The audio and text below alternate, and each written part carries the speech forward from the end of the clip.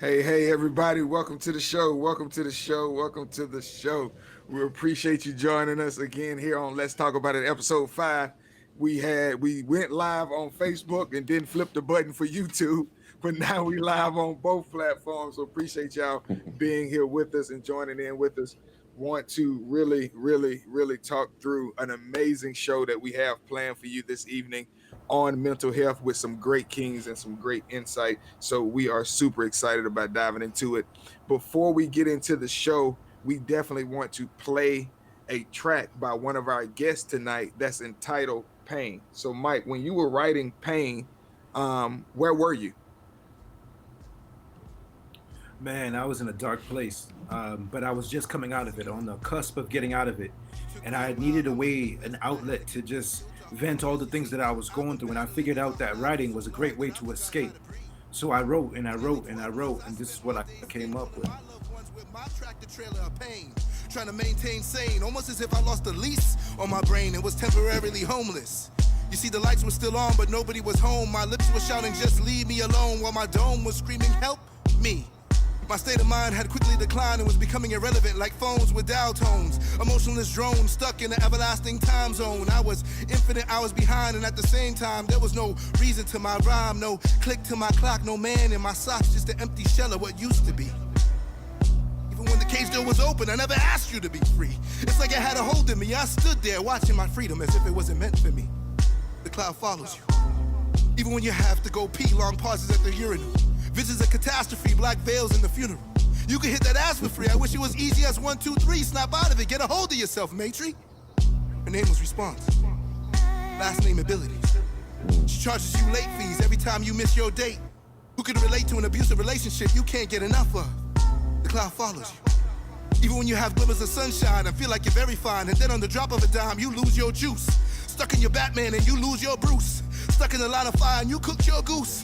Maybe, just maybe, I bit off more than I could chew, knowing the long suffering that comes from this disease. Maybe I gave myself too much to do. Who knows? Screw you. When it comes to pushing Jesus away, I nailed it every time. Had to escape, can't control what's on my mind. Ducking under cover, trying to dwell up in my shrine in this makeshift fortress of mine.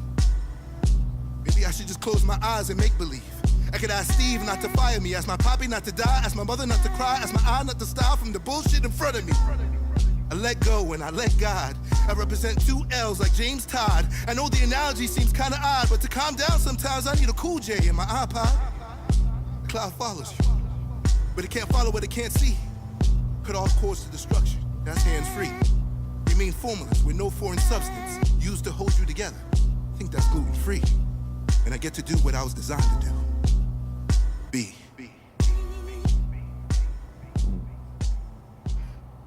That's awesome, man. That's awesome. Like I said, even the second time hearing it, that's tough, man. I picked up stuff I didn't pick up the first time. Great tracks, guys. Listen, want to go around the horn and introduce our panel for tonight. So we got my cousin, guys, TJP Ryan. Listen, introduce yourself. Tell them who you are. My name is TJP Ryan. I'm from Mobile, Alabama. I have 3 kids and a beautiful wife. My oldest son is LaMichael P. Ryan. My middle son is Taylor P. Ryan. And my youngest son is Austin P. Ryan. I'm so proud of all 3 of them. And I'm so proud of what God has given me up until this point. I'm looking forward to being a part of this show and sharing some of my life experiences with you guys. And hopefully we can all blend in and figure this thing out. And when we come out on the other side of these uncertain times, we'll be in a much happier place. Amen. Amen, brother. All right, Brother David D. Miller. Yes. So for those that I have not spoken to, my name is David Miller. and I'm just a black man, a black family man that's married to a beautiful woman. Thank the Lord, and I've got two beautiful kids. And I'm just here honestly to learn. I mean, I'm still, as I'm talking to you now, stuck on being Batman, but where's Bruce Wayne? So, Where's Bruce Mike, I like Wayne? that Yeah. verse, but I'm just, you know what I mean? I'm just like that's, I'm just here to talk about the day to day. A lot of us out here are working from home. We're coping. We're doing all the things that we do. So I'm just here to talk about it. I'm from Birmingham, Alabama. I work in IT. I'm just your average guy around the way that if I ever see you, I'm always gonna smile at you and say what's up. That's it, man. Glad to have you on the show, David.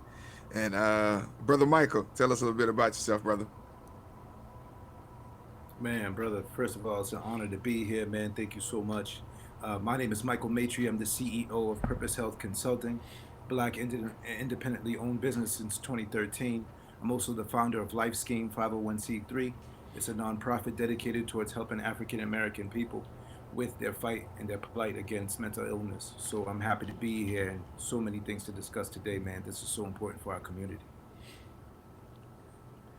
Guys, like everybody said, we've within these conversations, I mean, we meet, we have conversations and we talk. And this platform is really just to allow us the opportunity to kind of, sit around this virtual table, if you will, as brothers and have this conversation and really be able to dive into this whole narrative of mental illness. Because, oftentimes when we look at this narrative and we run into family members or friends, we sometimes cover it up with that's just how they are. All right, don't worry about that. That person is just this. And the reality is our people, we're hurting, we're suffering, we're going through things. And in the space that we are now with being sheltered in place, with people dealing with the loss of job, loss of finances, loss of family members, how do we mentally process that? And if you're not operating in a space to where you have a strong foundation, a faith-filled foundation to where you have God on your side and you have a positive circle of friends around you, it's really troublesome. And then sometimes it's hard to even identify what mental illness is, so it kind of brings me to that point, so I'll start with you, David. When did mental illness become like real to you? Like when were you like, okay, that's really a thing? So that's a very, very good question. And, let me just put this disclaimer out here. I'm no doctor. I'm just, like I said earlier in my intro, just a black man out here just trying to live. So I'll go back to my childhood. And I've been very fortunate to have a family or a big family upbringing. But I recall going to grandma's house and having interactions with my great uncle. Now, he was very much so taken care of from the standpoint that there was always family around to make sure that he was insulated, make sure that he was not isolated and was not alone. But as I grew up, and this is not conversations that I've had with very many people, but as I grew up, I realized that my great uncle was dealing with some things that was not necessarily talked about on the forefront. Everyone knew, Right. in my case, everyone knew that there was something different, but it wasn't talked about. Now, but what I can say and give my family credit for is that hindsight, there was still insulation of love. There was still insulation from the vultures of being out, in society, which a lot of us I know don't get that opportunity, don't have that family there. But it always spoke to me, and I think even as I'm going through myself personally with being isolated at home and not being able to go on the way that I've been able to go on, like many of us, he has come to mind several times with just what he was dealing with, and then I tack on top of that the things that I'm dealing with, and just understand that he had one part, but I don't think he had the other part, which is professional help, or someone to walk him through, Right. you know, the things that he could potentially do in order to make his situation better. So again, like I said earlier, you know, I'm excited to hear what some of the other people out there have got to say about it, but that was my first experience with mental illness. Awesome, man. And that's powerful, man. Thank you for that. Mike, so what was your first experience, man? Because like I say, you have the nonprofit, you know, this has become your life's work now. Yeah. Well, outside of myself, you know, definitely varying family members that had mental illness, and growing up as a kid, I can remember them, you know, coming back home from work and just resting their head on the table, but for hours with their eyes open, just staring at the table. And I thought it was just they were tired from work, you know, but it wasn't until that I grew up and became an adult, and I was going through some things, and I would do the same thing. Was I would just rest my head, put my head down on the table, and just stare at the table. And I realized that I was going through a depression, and that I had flashbacks of the people that I used to watch growing up doing the same thing. And I realized that there's different signs that we can see in people's behavior, and we don't even realize it. And so mine started at a very young age, where I watched the people around me, and it is hereditary, it is passed down, because there's a certain mindset that gets passed down from generation to generation. And that's something that we can't see. That's something that we can't touch. That's something that we can't feel. That's something that can't be quantified with a science experiment. It's something that just is. And we have to be aware of it. And that was my first awareness of that. Wow. Wow. That family, you know, kind of to what, you know, just like David was saying, you know, with his uncle, and now thinking about that, like that, those family moments and things that tie back. Wow. And TJ, how about you? My first close experience with mental illness was in 2013. And I had an exchange with a young man by the name of Thomas Johnson. His dad is like a brother to me. He's been a mentor. He's about 15 years older than me, so he's experienced some of the same things as a young black man in America, with kids, baby mamas, and all kinds of other different issues that we encounter. So he was able to become a mentor to me, and in turn I met his son, Thomas. Thomas was a well-renowned athlete at Texas A&M. And I don't know if you guys recall, but there was a young man by the name of Johnny Football that played at Texas A&M with Thomas. And Thomas was Johnny Football's #1 receiver. Right. After they beat Alabama, Thomas got off of the bus and walked from College Station to Dallas, Texas. Everybody thought Thomas was being erratic. Everybody thought Thomas was just not being a good teammate, or Thomas may have smoked some bad weed. But Thomas was ill. Thomas had a problem. Thomas walked from Dallas, Texas. So about a day or two later, I let Thomas move in with me once they dismissed him from Texas A&M football team. I found out that I was able to help get Thomas attention from other college schools. Oregon wanted him. Hawaii wanted him. TCU still wanted him, even after he walked off on his team. So Thomas and I became really good friends. I let him move in with me for about 3 months. And sometimes Thomas would just say, "Hey, TJ, can I have a hug?" And I would hug Thomas. Now, I knew Thomas had a few instabilities in the way he communicated. He would kind of talk to himself every now and then when I asked him about it, he'd say nothing. But I still didn't realize that he had a serious mental illness. I didn't understand what that was.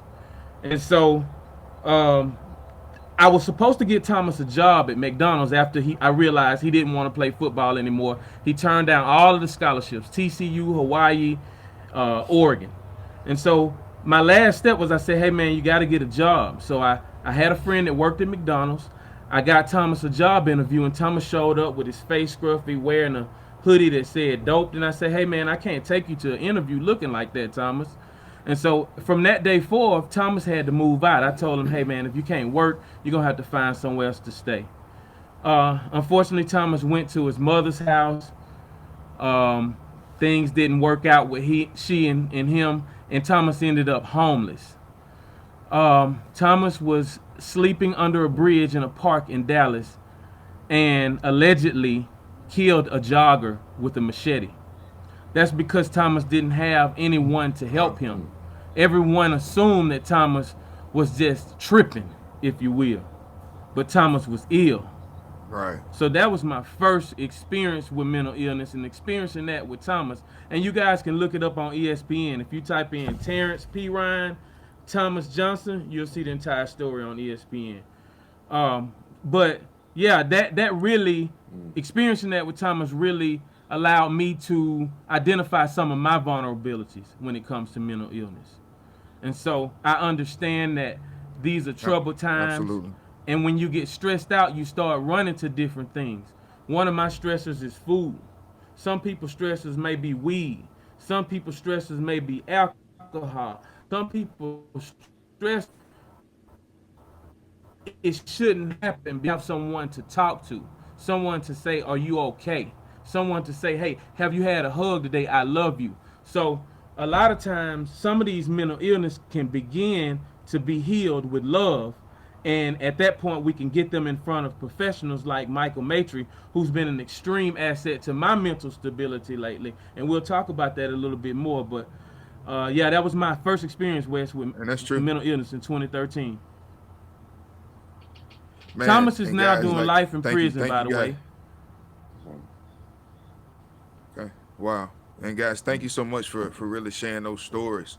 You know, those personal stories and making those connections, guys. There's oftentimes, you know, we misdiagnose people, you know, because we don't know, you know, the signs or the indicators, or we get so busy in our day-to-day things. And when we look at the environment that we're in right now, right, you know, in the environment within COVID-19, the mental space that we're in right now. I know TJ spoke about, you know, sometimes you just need a hug, right? You need a hug. We were at a men's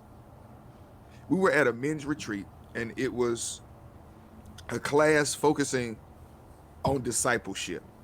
And our Pastor K, took several men to this retreat.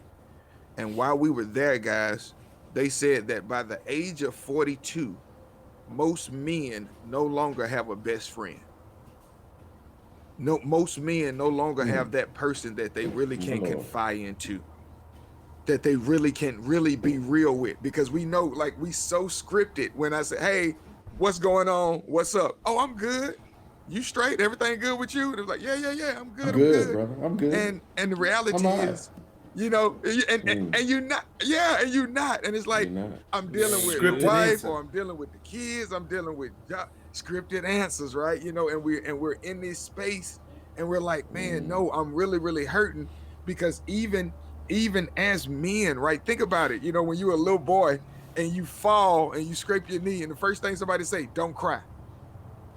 You know, programming us to, Don't cry. To like pull away. You better not cry. That's Yeah. Don't cry. You better not cry. You better Stop not crying cry. like a little You sissy. you better not cry. Yeah, you got your whole arm hanging off, you know, but you can't cry, right? You know, and then so we're in these. Before I give you we've been something really to cry programmed about. to be. Right. There you go. So we've Exactly. been programmed not to be sensitive, bro. Not to be able to have that connection point to, right? Even within our religion and our spirituality, right? You know, to where, like, when we go to church, people want to, you know, why is it so easy for women to seem to seem as if they can connect to God more? You know, they're more open with God. They're more passionate with God. And then, you know, Oh, even talk as about men, it. Talk about it. as going through something, you know, we got to sit there tough. You know, we tough in church. You know, we broken it, versus being able to get into that posture of, I surrender. Like, God, you know, I'm sorry, and be able to really cry and to weep. So, you know, it's really a lot in what we're facing. But, you know, what are some of the solutions? So when we look at, so for example, Mike, within your nonprofit and with what you're doing right now, what are some of the things that you're doing to help us? during these times? Well, Wes, one of the things that really hurts my heart is when I hear stories like what TJ just mentioned. It's really a shame, and it's really tough. I think within our culture, there's something built in that doesn't allow us to do certain things, because naturally, sometimes we tend to shy away from the things that we don't know. There's a certain level of fear there amongst things that, or tools and techniques that are not familiar to us in our culture. What my nonprofit is aimed towards is to bring those things and infuse them into the culture. And I infuse them through, methods that we're used to, methods that we're comfortable with, like hip hop. For example, I choose to do conscious hip hop because that's a method that we're used to listening and downloading messages.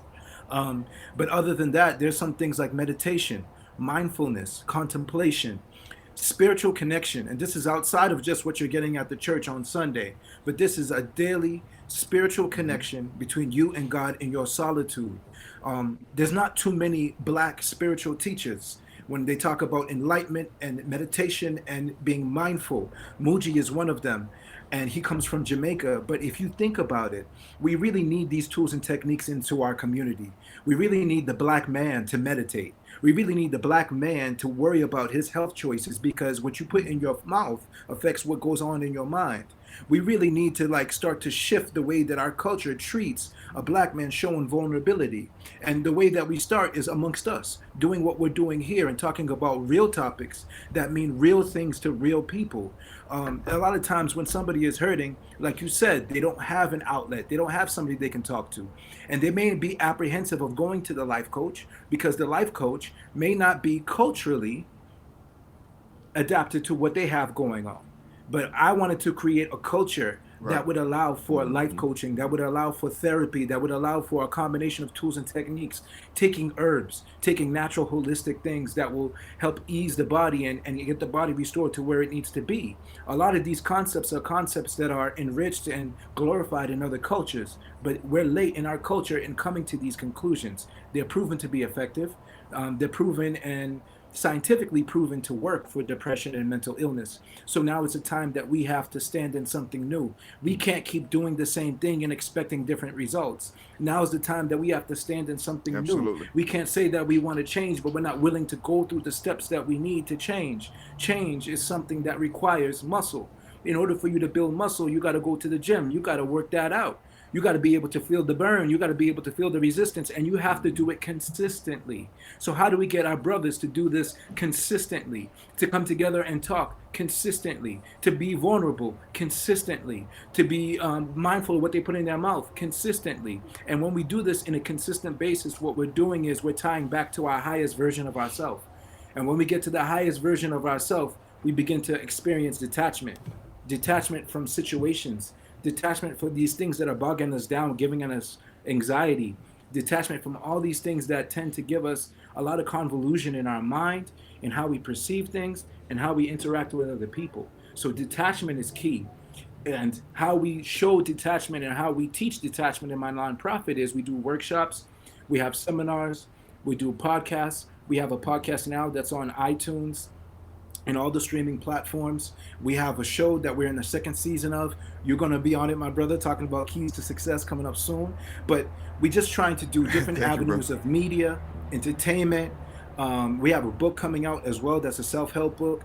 That's going to be an ebook as well. And then we also have an app that's coming out where people could just have everything they need daily right there on the app, of how they can have tools and techniques towards changing, maybe some stories that they can relate to, and really watch that, Awesome. I know you said something when you were talking about meditation, right? And just being in that sacred space, man. Growing up in the church, so we would call that prayer closet. Getting in that space and finding that closet. Area, right. That place of speak. And I think that modern that to where we've because we've shifted, because we've gotten so busy. We so busy, and we don't take time to stop and to really meditate, kind of talk about that for a minute, Mike, just how you meditate. Yeah, well, the first key to meditation is detachment. You know, if you hear a sound, if you feel something itching you on your face, that's just your ego trying to distract you from what is at hand. If you're not familiar with the ego is, picture this. If you're a father, you have father me. If you're a son, you have son me. You have brother me. You have lover me. You have all these different personalities. And the key thing is to be able to detach from your personalities and say, here I am. Here I am. This is me. I don't have to play a role. I don't have to be this macho black male. I don't have to be anything for anybody in this moment. I could just be, right? So we detach from everything that is not us and we just say, here I am. Here I am, really and truly, God. Take me for what it is. And this is it. I lay it bare before you. What if I don't And like when you him though, meditate and Mike? you get into that sacred space and you detach from all forms, then that's it. What happened? I was saying, But if you don't like him, when we is say that what here you I said? am, yeah, what if I don't like that person? Like, what if I don't like that me at that time? Absolutely. And a lot of times this happens very often in depression, especially. Depression will make you hate yourself. Depression will make you not even want to work on yourself because you don't think that you're worth it, right? But the tool that we try to implement is contrary action, right? It's getting used to doing things that you don't want to do, getting used to doing things that you don't feel like doing. So in other words, just spontaneously getting up and doing the dishes, giving yourself this practice that I'm just going to do things because it's all about feeling. That person that says I don't like him Hallelujah. is not really you. It's the egoic self. It's the egoic self saying that I don't like him, right? But it's not really you because the divine you is not really that. When you go to sleep, where does that person go? You know what I'm saying? When you have a moment of joy, where does that person go? When you have a brief moment of happiness, where does that person go? That person does no longer exist because that's the ego. So the way you defeat that ego that seems so real in your mind when you say, I don't like him, I don't feel good, you just do that contrary action. You just start doing those random things that you don't feel like doing, but you do it anyway. I don't want to pick up these glasses, but I'm going to pick them up. I don't want to go doing those dishes, but I'm going to go do those dishes. And when you start getting used Right, to doing that contrary action, what ends right. up happening is you go to that sacred space when you don't feel like it. Gotcha. So TJ, how have you how have you responded in those moments when you say, I don't like the man in the mirror? Well, you have to keep moving. One of my buddies that played ball with me at Jacksonville State, we both suffered with some depression at times. And when he called me, I help him out. When I get into my funk, I call him, and same with Michael Matry. What I did learn is I learned to practice what I preach. I told my buddy Big Spence called me. He said, "Man, I'm depressed. I don't know what my next move should be." Blase. I said, "Take off walking. If all else fails, take off walking. That literal, keep moving." So I heard a nurse say something in reference to this COVID thing about 2 days ago, and I think I want to share it with this platform because, especially men, black men, need to know this. She said that black men, are coming in the hospital with blood clots, and these blood clots are symptoms of COVID. But the problem is, the first time they feel like something's wrong or they don't feel good, they want to lay down. She said what you need to do is keep moving and keep that blood flowing if you start to feel ill. So that's the same concept that makes sense when you speak of mental illness.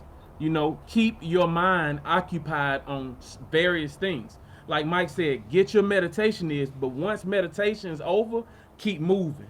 Then go back and meditate. Keep moving because it's all about having a good balance. Otherwise, you'll go crazy. Gotcha. All right. Appreciate that. So David, I know that in this space, you are really that introverted person, and I was talking, he was like, listen, I don't do a lot of groups, I Mm-hmm. don't do a lot of talking, So what are some of the things that you do, as being an introvert? Mm-hmm. So I'm an introvert as it comes to being online. It was a whimsical decision to not get on social media, even though I'm in IT. So I understand, applications and things of that nature. But for whatever reason, the spirit side of me decided to go against that. Um, but in this COVID-19 time and just having some time to reflect, and I think it speaks to what we need to do as Black people, and also especially Black men, is to have an open mind.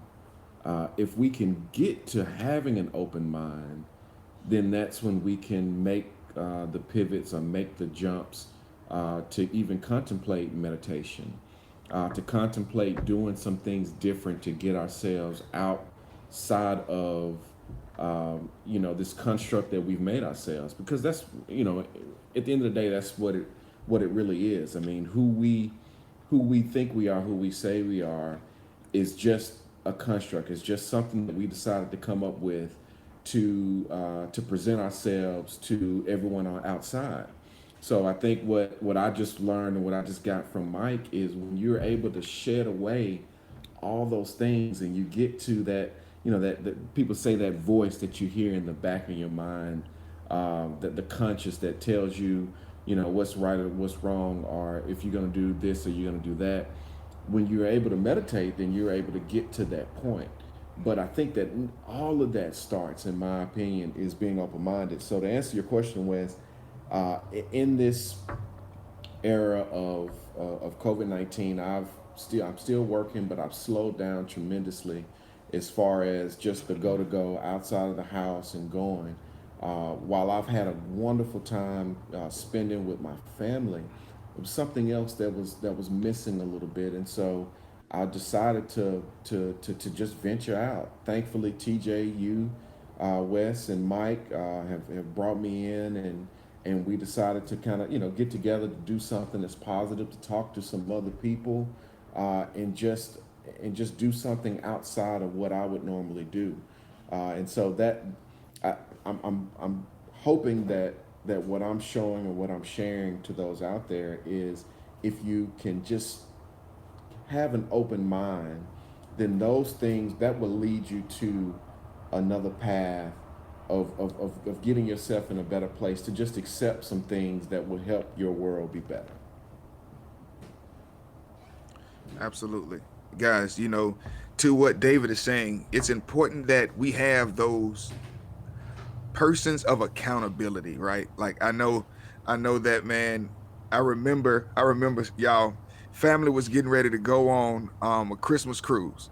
So my aunt, everybody, the whole family, had aunts and my cousins. I mean, we were 21 deep. We were getting ready to go on the family cruise, and right as the family is getting ready to load up on the boat, I get a call from my best friend's wife, Tori Dawson, his wife Monica, and she says, "No, hold on. Before I get the call, as I'm driving to the port terminal, I'm talking to him. I'm on the phone with him. Me and him talking. Yeah. Trip. All right, man. We finna go have a good time. Yeah, I'm finna be with the family. This finna be amazing." So the family, I then unloaded the van. I'm going to park the van. I get another call back about 30 minutes later from his wife that says they're rushing Tori to the hospital.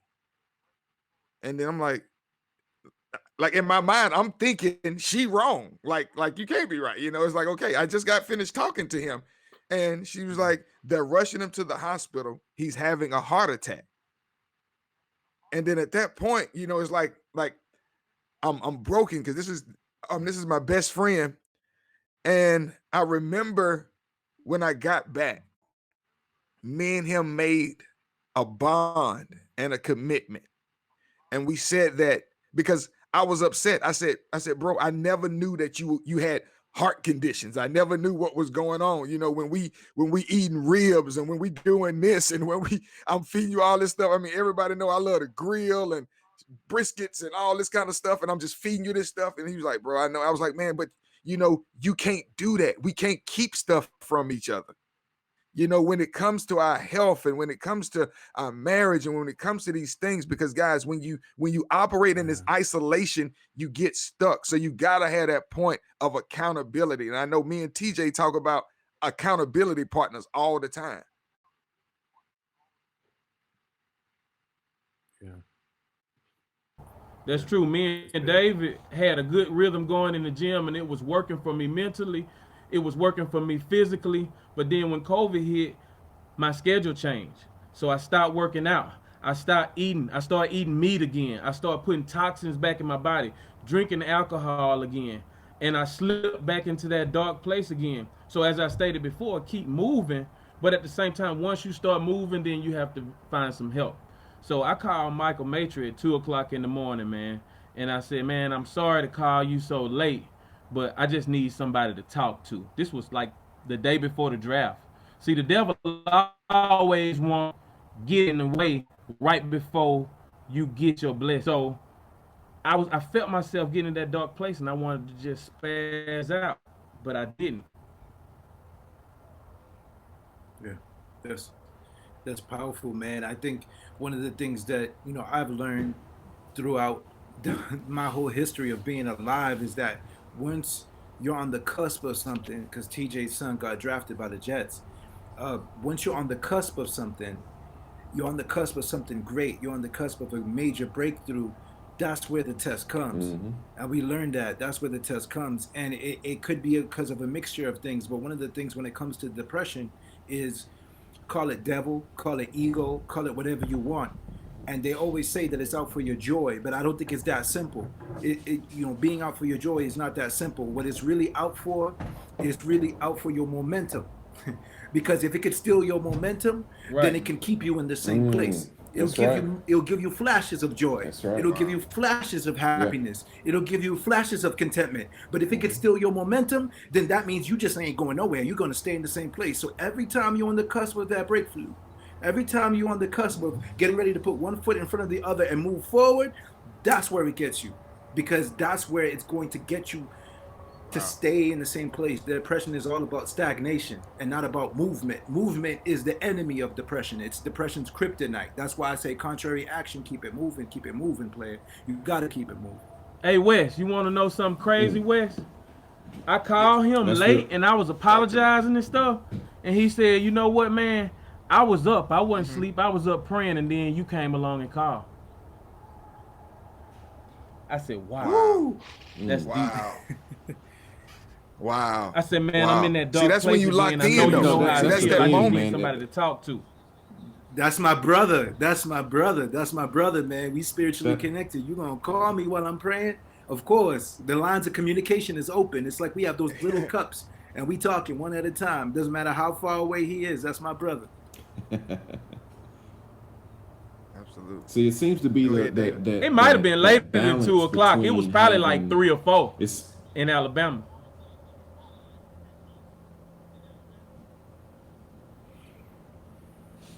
Go ahead, David. But it seems to be that connection between having your accountability partners, but also having that solitude, because on one end you got the meditation to bring yourself into balance, but it's so hard to do, especially in times like these. And so you have to have someone like you, TJ, to call out in order to have somebody there just for you to talk to, because the whether it's the devil, like you said, Mike, or the ego, the worst thing that we can all do is be in isolation. Isolation is what gets us every time. Anybody that's going through anything, if you get isolated, if you are able, if something's able to pull you away to where you are by yourself, you are the most vulnerable. So, absolutely, I have guys. been When you think about this, and right I here. pray for it. Yeah. Go ahead. Thomas was under the bridge by himself when he killed the man with the machete. He was isolated, alone.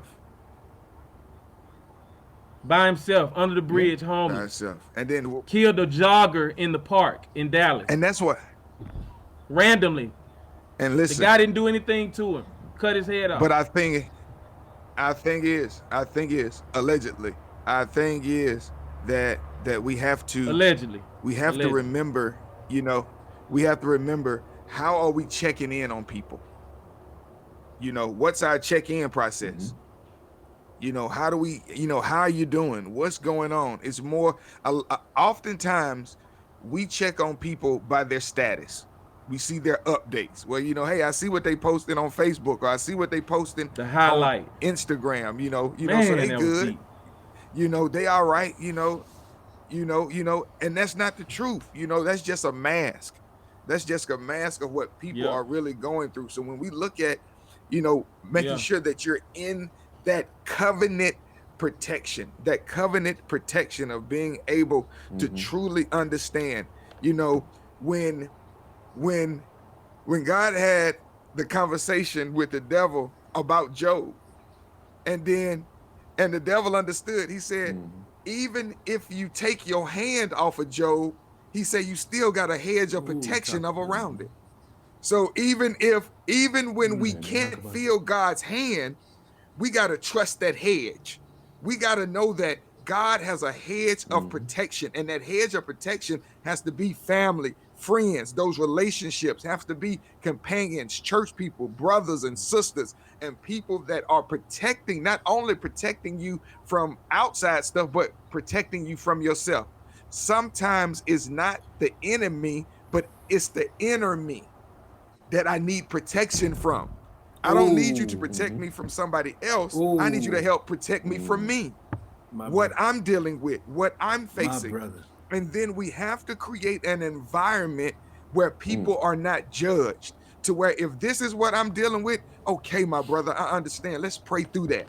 One of the biggest things that, you know, and we're going to have this segment on the show when we really get into discipleship, to where when we look at growing up in the church, a lot of people grew up in church, but they weren't discipled, meaning that they didn't have somebody to walk along with them to really walk this thing out. You know, all of us know church. I've been in church all my life, but there was still broken moments in my life, hurting moments in my life, pain moments in my life. Ain't it good to have somebody you can call and be real with? I'm not talking.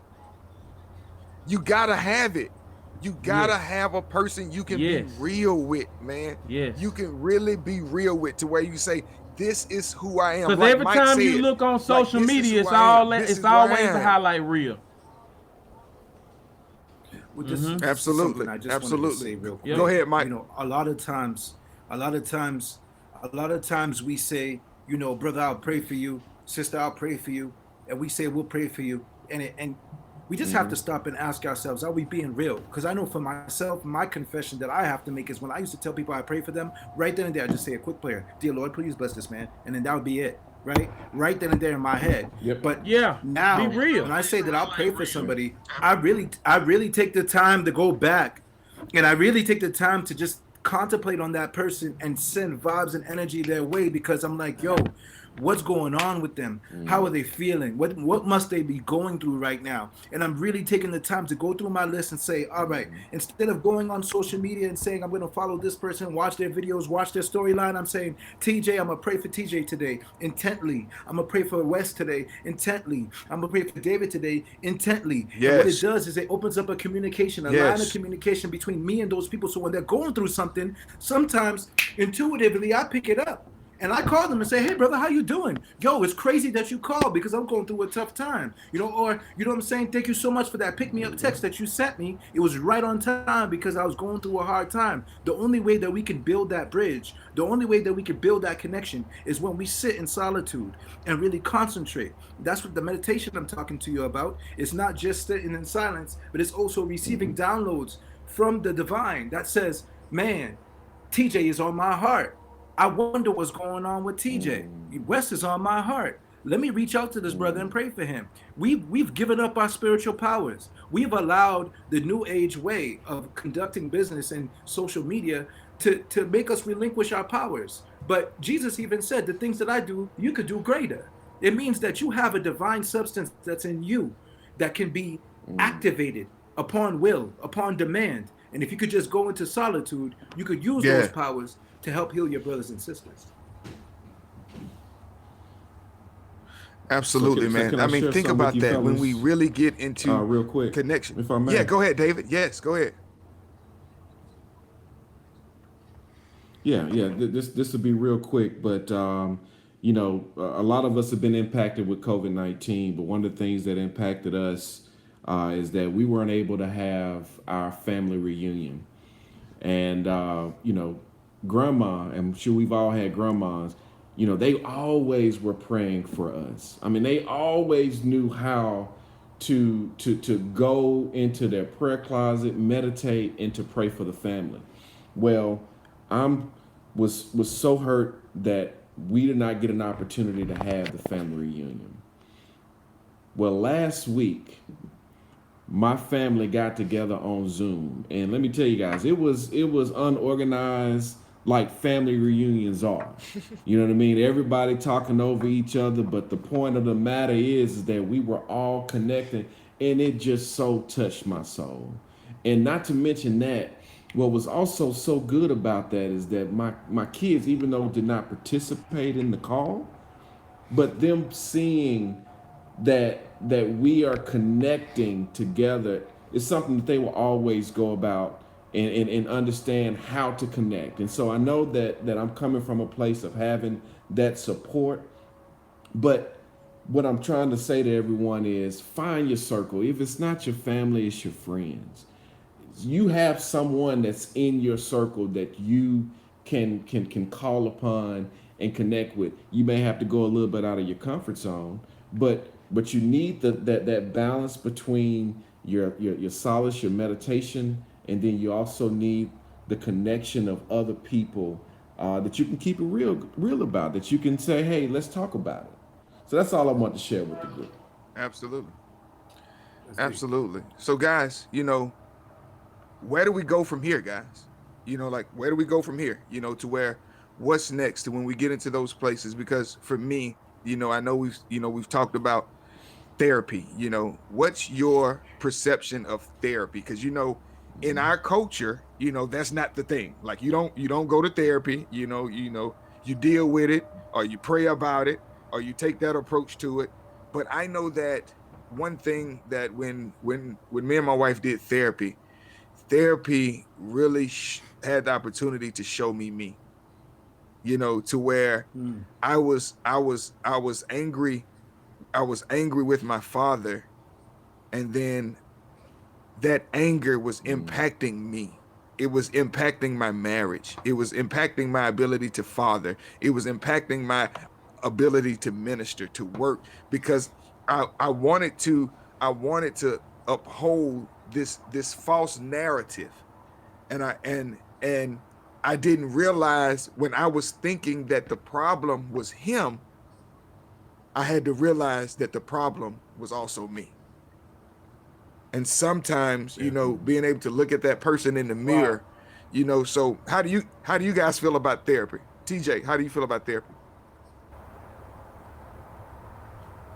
I feel like therapy is a necessity, man.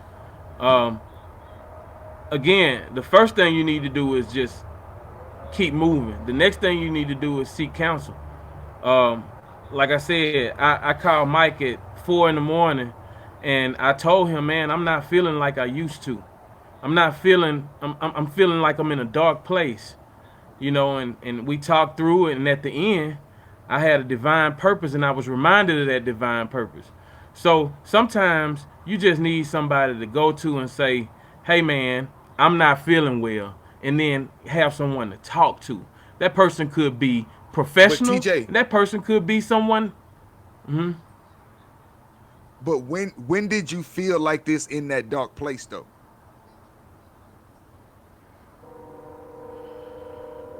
Because I know you were saying The Friday. first When you time I called felt, Mike Friday, what was happening?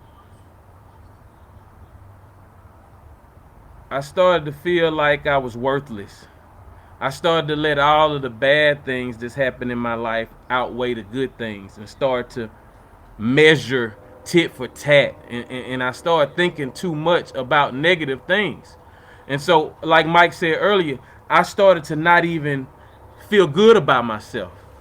You know, in the midst of everything that everybody think that's going on good with me, I'm not confident in myself. So a lot of people struggle in leadership roles because they're always the one that is providing the support and inspiration. but then nobody stops to think about, okay, what about them? You know, what about them?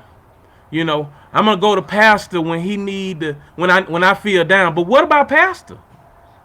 Anybody asking this pastor okay? Anybody asking is the boss of the CEO of the company okay? The head IT person, the head, you know, Michael Matry is always checking on other people. But what about Michael Matry? So there's so many different moving pieces to mental illness and awareness, man. And we all have to just acknowledge one another, regardless of position. Yeah. Go ahead, Mike. I mean, one thing that I just want to piggyback off of what TJ is saying, and I'll give my answer at the same time. I look at it like a workout, and I look at therapy as protein. I think it's something that's vital.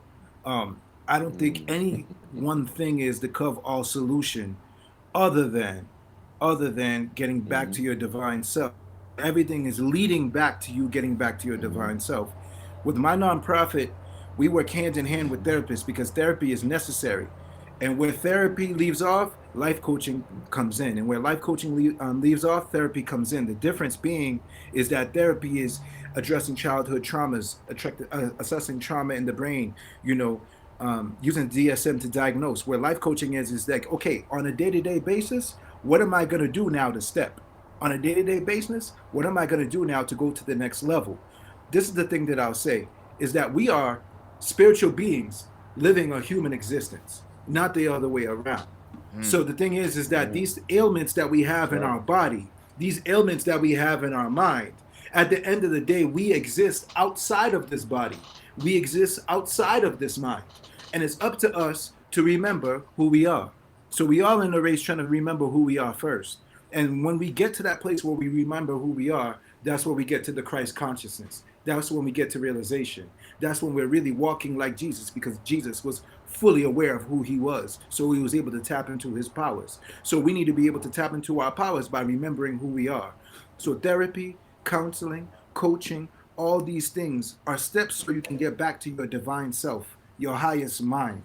And when you get to that highest mind, there's no more ego. There's no more role playing. There's no more any of the elements that get us caught up and entangled, because that's all depression is. It's an entanglement.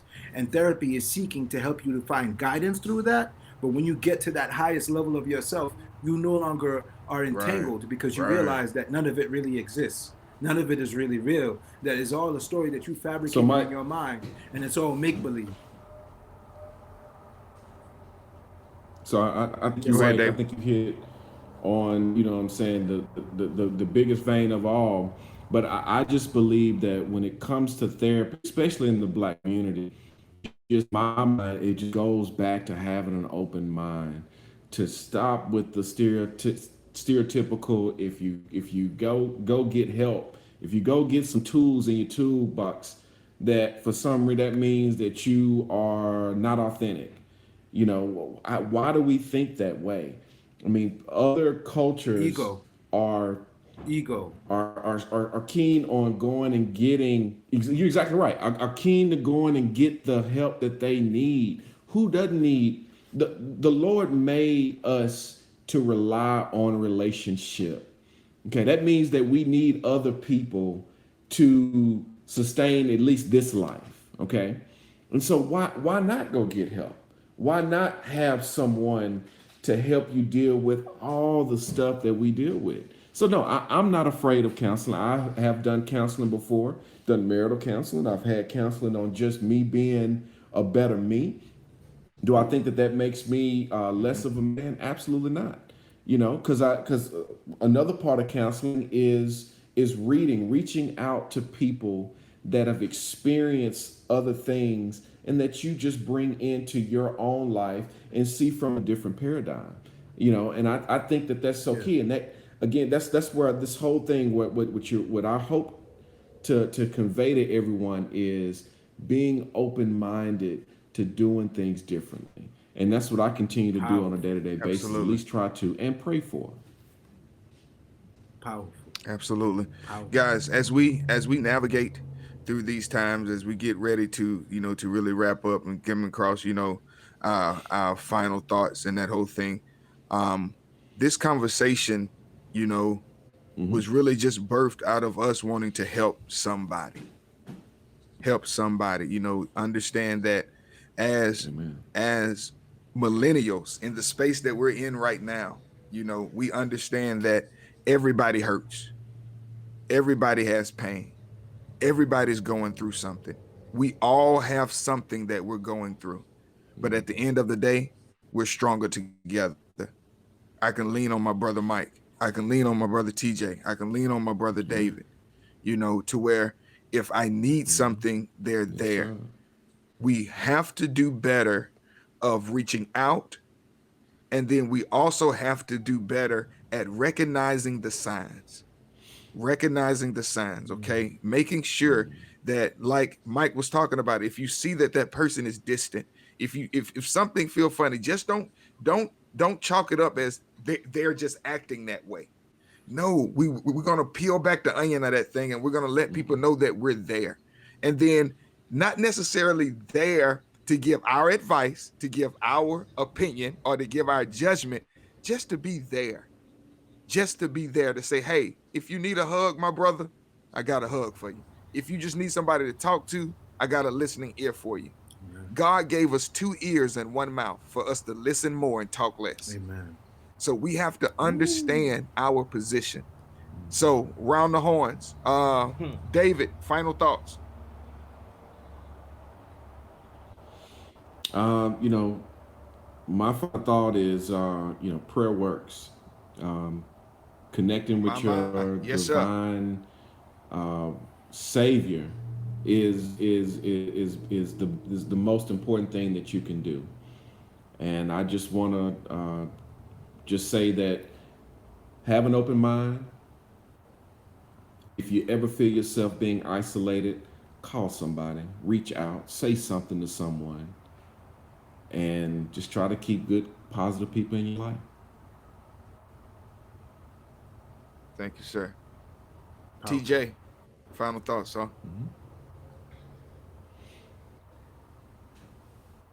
Keep moving. If it feels like you're at a standstill, you probably are. It's like Michael Matrix said earlier. Try to vary some of the moves you make. If you're making the same moves and the same results are happening, do something differently. Lead with love. Those of you who are in a stable position, lead with love and don't judge. Because sometimes life has its peaks and valleys and you will be in an unstable position. So you will need someone to lead with love to you, with you too. Amen. Amen. Mike, talk to us, man. Man, I like to give this little analogy. I tell my brothers and sisters to go to the bar, not the place with the liquor, the alcohol, but an acronym standing for belief, appreciation, and realness. Belief means mind your space. Mind your space. Mind what's around you. Mind your surroundings. Mind the people that you have in your life. Mind your interactions. Mind what you talk about, because all of that can pollute your mind if it's not centered correctly. Appreciation, what you appreciate, appreciates in value. So gratitude is the great healer of it all. If you're in the toughest part of your life, if you could have gratitude, you can have appreciation. It can heal those very things inside of you that hurt. Because with gratitude, there's no room for that. With gratitude, there's no room for anything else. And realization, being real with yourself, being real with what you can handle, being real with what you can't handle, being real about the environments you're supposed to be in, being real with the environments that you can't be in, and coming to a full realization of yourself, the real you. Not daddy, not son, not brother, not father, not any of those roles, but the real you, the authentic you, the inside voice that you hear in your brain, that little voice that's in the corner, that divine you. The realization of coming to that and knowing who that is and being real with that and protecting that person, because that person ultimately is who you really are. Amen. Amen, bro. Guys, as I prepare to go into my final thoughts, I definitely want to take this time to say thank you, TJ. Thank you, David. Thank you, Mike. Guys, these are, some of the brothers that I engage with, along with many others. I also want to invite you to, we have a men's group at Impact Church, and we do a session called Chop It Up. So where we really have some real talk, and we're able to really dive into some things in that space as well. I'm reminded of a story of a grandfather and his grandson. And the grandson would always get excited about spending time with his grandfather. And his mother would say to him, son, if you do good during the school year, then you can spend the whole summer with granddaddy. And he would work extra hard during the school year just so he can spend this time with granddaddy. And this summer was so special because when he got with granddaddy told him, he said, son, I'm going to take you to an auction and you'll be able to see what granddaddy does and how I go to these auctions and I bid on these things. And the grandson, he was so excited, and he made it to his grandfather's house and he was there for the summer, and he kept asking every day, granddaddy said, when are we going to the auction? When are we going to the auction? And finally that day came. And when they got to the auction, his granddaddy even surprised them some more. And he said, grandson, I'm going to even let you get your own paddle. And the grandson was so excited, and they came in and they were sitting there, and they got right down front. And as they were sitting there, the auctioneer, he came in, and the auctioneer, he had a painting, and he started out the bidding on the painting at $20,000. Then he went up to $25,000, $30,000, $40,000. And finally he sold the painting to the man in the back. And then he brought up this vase, and he had this beautiful vase, and he came in and he said, we're going to start the bidding out at $100,000. Then he went up to $150,000, then $200,000. Then he said, sold to the woman in the back. And then he came with this old, dusty, busted violin that only had one or two strings on it. And he started the bidding out at $5. And he said $10, $15. And then this old man came from the back. And this old man walked up to the front. He picked up that old, busted, dusty, missing string violin, and he started playing it. And when he started playing it, there wasn't a dry eye in the house. Everybody was crying because the song that he played on that old busted violin moved them so. The auctioneer said 50,000, 100,000, 300,000, 500,000.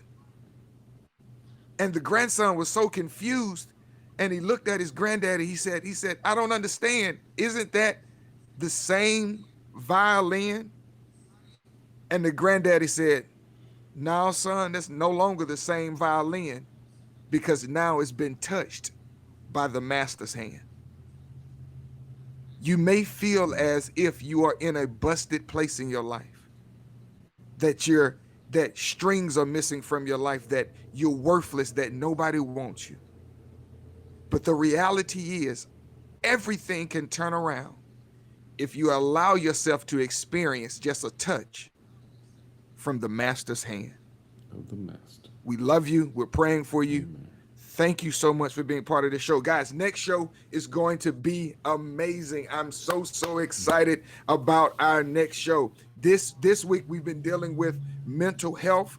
Next week we're going to be dealing with love, acts of kindness, and acts of service. Guys, I have some special people that's going to be here.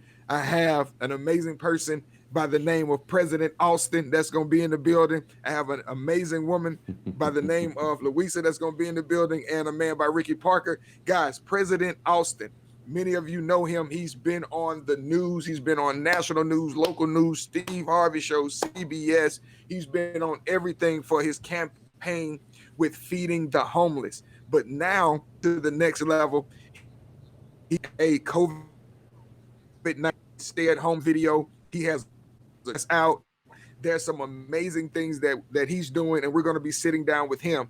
We have Miss Louisa, who runs a kindness campaign, kindness, the love that you can share. We're going to be sitting down with her on next week. We also have a good friend of mine, my brother Ricky Parker, who takes time. He's a professional who takes time to teach golf to special needs children, children with autism, being able to tap into that. So being able to share love, acts of kindness. Guys, we love you.